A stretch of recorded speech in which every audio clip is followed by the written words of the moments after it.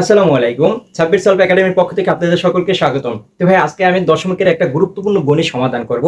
দেখেন ভাইয়া, দশমিকের এই টাইপের গণিত ভাইয়া চাকরি পরীক্ষায় এসে থাকে। দেখেন এখানে আছে কি 0.4 গুণ 0.02 গুণ 0.08 ইকুয়াল কত। এখন ভাই এই টাইপের দশমিকের গণিত আসলে ক্যালকুলেটর ছাড়া কিভাবে সমাধান করবেন, এই টেকনিকের মাধ্যমে আপনি ইজিলি করতে পারবেন।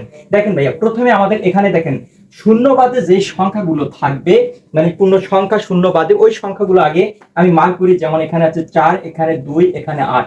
এই তিনটাকে আগে গুণ করবেন। যেমন 4 গুণ 2 গুণ কত ভাইয়া 8। তাহলে এখানে যদি গুণ করি আমাদের রেজাল্ট আছে 4 গুণে 8, 8 কত 64 রেজাল্ট আসে। তাহলে আমরা 64, এই 64টা ভাইয়া একটু আমরা এই পাশে লিখবো। যেমন 64 লিখবো। এখন দেখেন 64 লেখার পরে মানে আমরা কি করেছি, প্রথমে যেটা সংখ্যা আছে শূন্যবাদে ওই সংখ্যাটা আমরা গুণ করেছি, গুণ করে আমাদের 64টা লিখেছি। এখন দেখেন দশমিকের পর কয়টা সংখ্যা আছে সেটা হিসাব করবেন। দেখেন এখানে দশমিকের পর সংখ্যা আছে একটি, এখানে ভাই দশমিকের পর সংখ্যা আছে দুইটি, এখানে ভাই দশমিকের পর সংখ্যা আছে দুইটি। তাইলে দেখেন এই যে দশমিকের পর যে কয়টা সংখ্যা ওই কয়টা সংখ্যাকে যোগ করে দিবেন।